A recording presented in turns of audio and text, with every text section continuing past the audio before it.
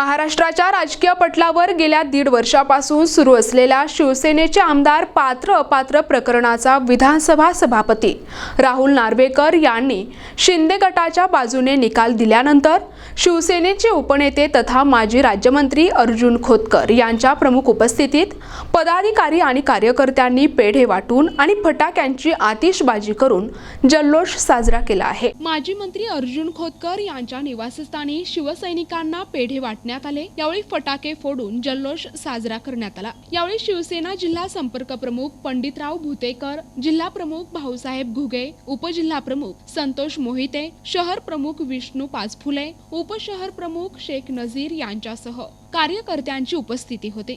यावेळी माजी मंत्री अर्जुन खोतकर यांनी उपशहर प्रमुख शेख नजीर यांना वाढदिवसाच्या शुभेच्छा दिल्या आहेत। प्रतिनिधी नाझीम मनियार, NTV न्यूज मराठी, जालना।